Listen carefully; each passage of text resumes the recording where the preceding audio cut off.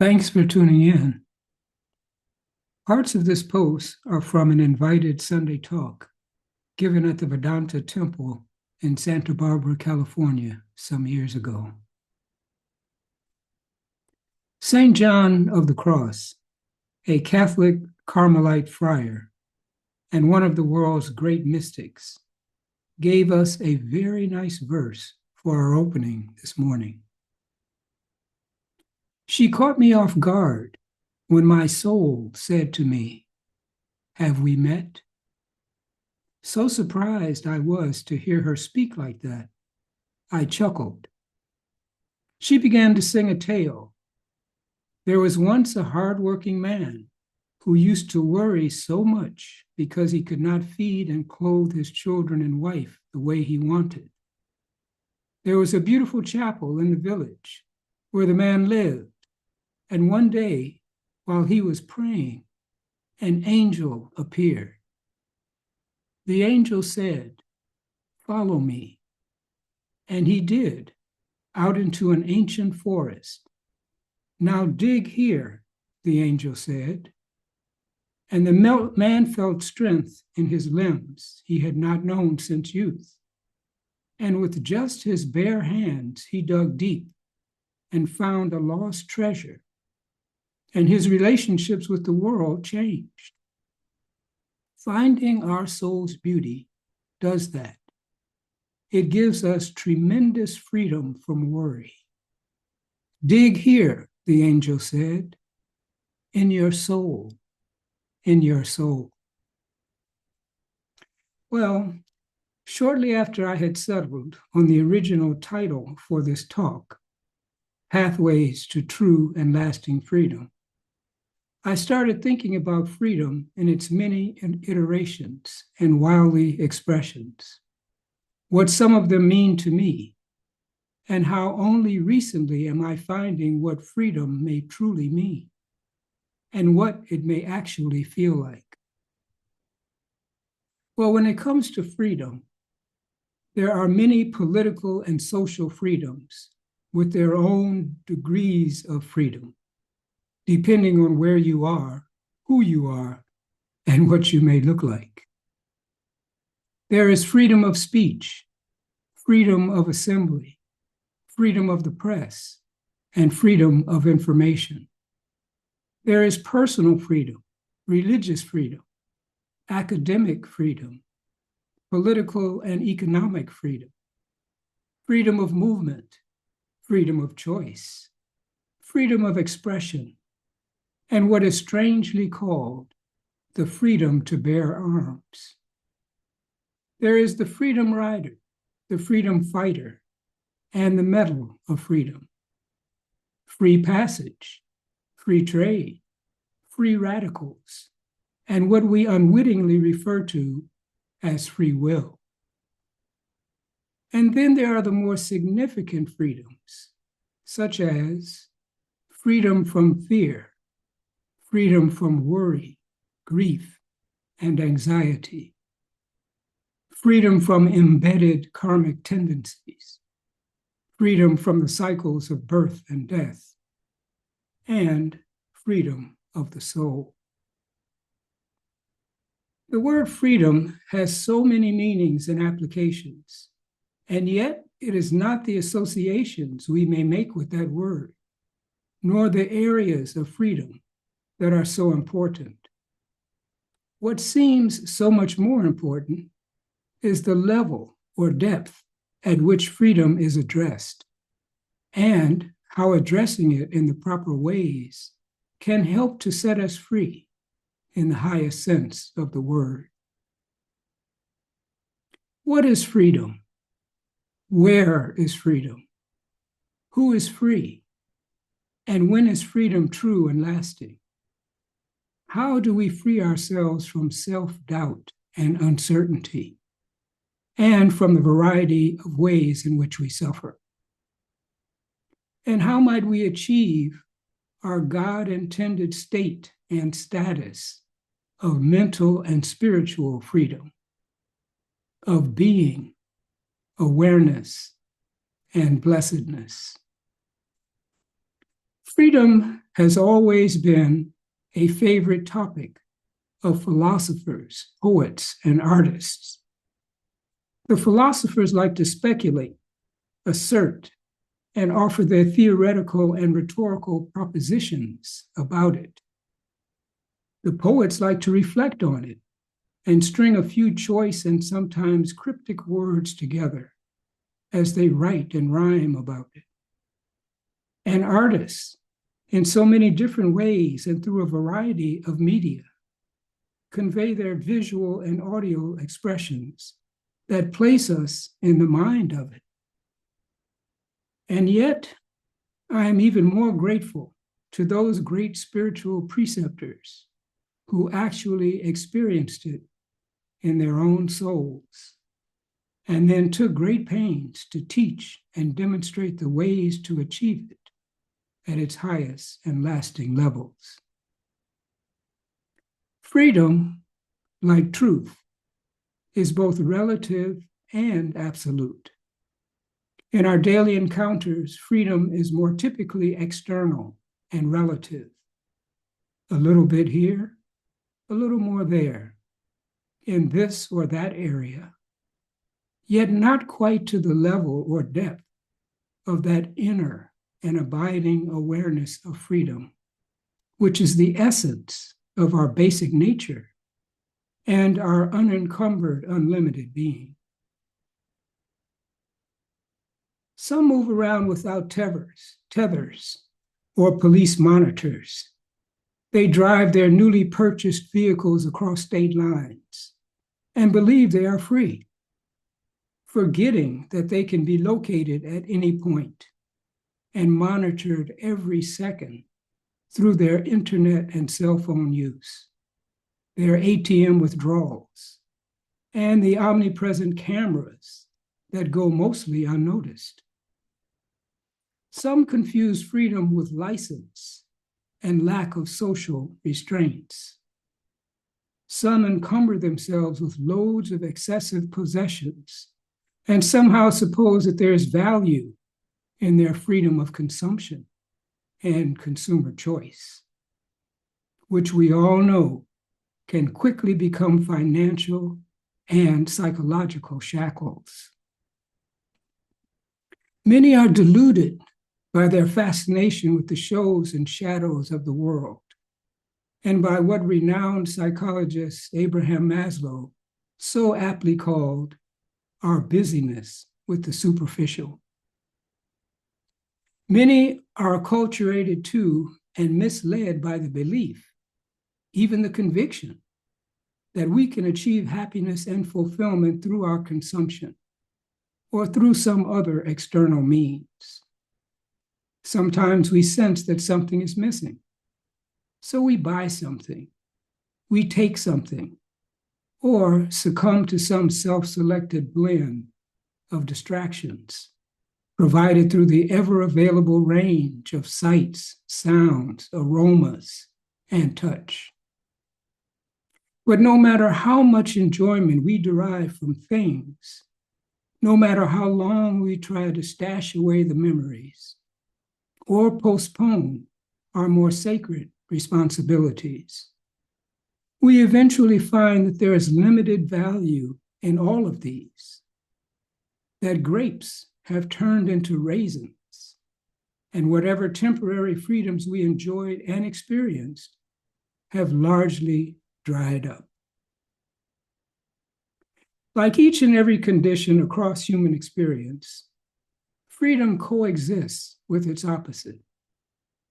It is the nature of our relative and dualistic consciousness to distinguish good and evil, love and hate, and freedom from bondage. But as time goes by, we find that evil, hatred, and bondage are primarily dispositions and conditions of the mind and do not exist in any absolute sense. Cold is the absence of heat. Darkness is the absence of light. The forces we refer to as evil and hatred are only present in a vacuum of goodness and love. Apart from incarceration and actual physical bondage, the ties that bind us simply suggest the absence of the realization of our own God-given potential and the innate freedom which rests dormant within us all.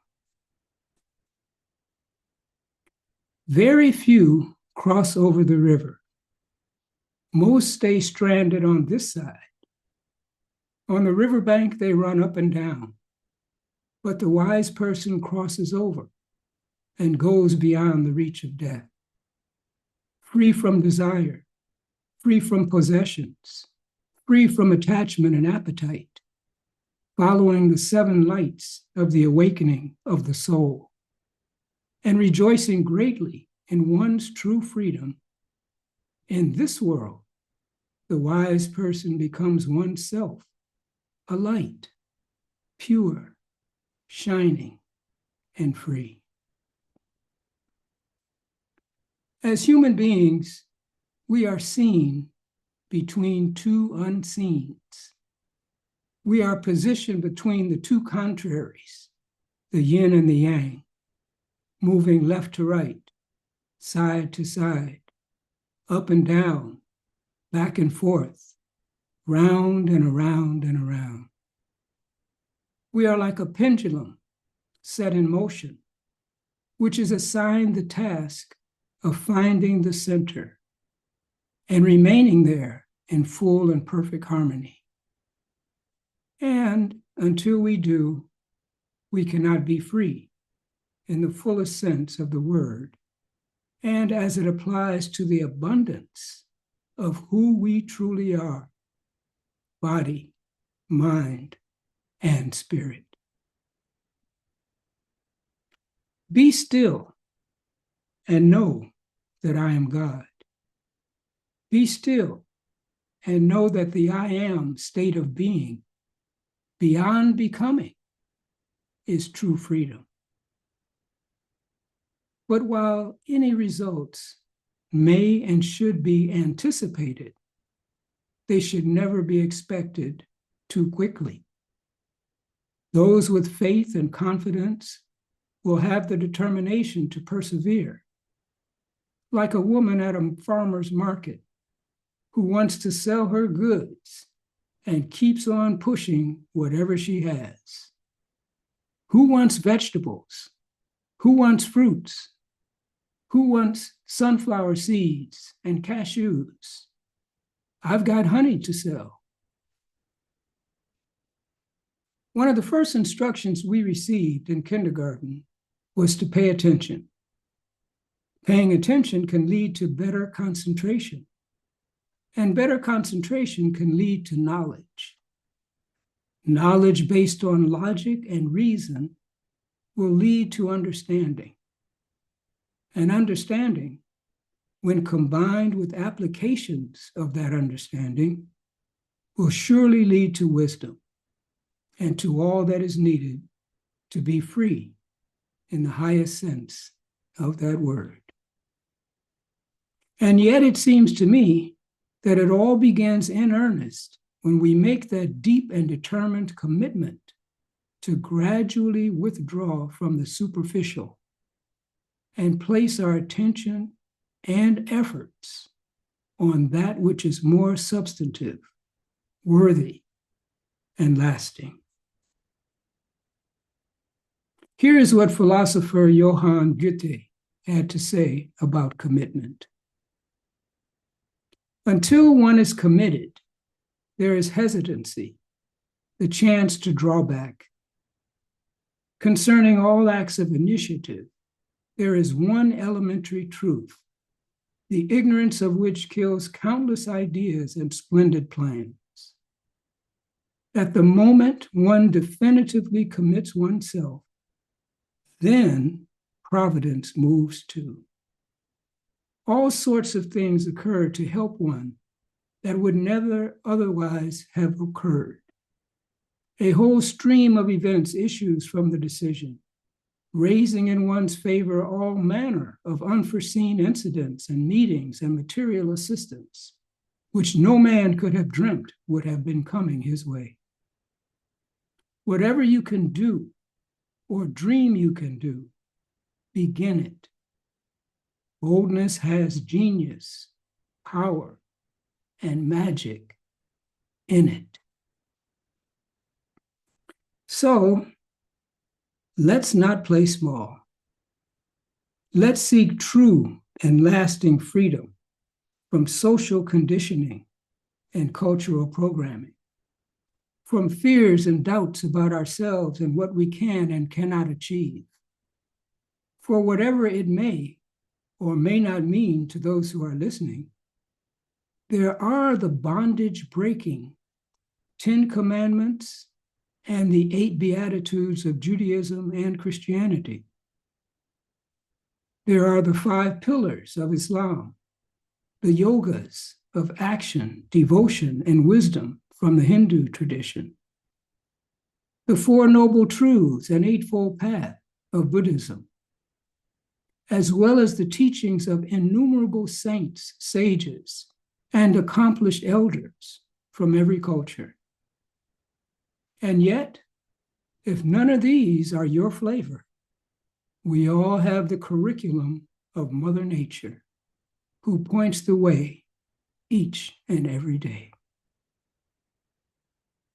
Knowledge without practice is like a bird without wings, for it is generally the lack of commitment and application that give us our Achilles heel and cause us to lose focus on the full freedom goal that we all share. Now, on a songful yet still very real note, you might enjoy a brief and beautiful piece recorded by Nina Simone in 1967, entitled, "I Wish I Knew How It Would Feel to Be Free." Or maybe you might enjoy a throwback to the Woodstock Arts and Music Festival of 1969, when Richie Havens, while strumming on his guitar, performed his legendary anthem entitled, guess what? Freedom. Nina Simone and Richie Havens can be found on YouTube. To wrap up, I'll simply offer this. All actions are accompanied by reactions. What goes around always comes around. And so let's do whatever is useful to move towards that state of inner freedom, where we will experience true tranquility, lasting serenity, and that deep freedom of mind, heart, and soul that can be teased from the outside and yet is only available on the inside. It can send us to Bliss City and to that place of peace that is beyond our best understanding. Thanks for listening. I hope the time spent was worth your while.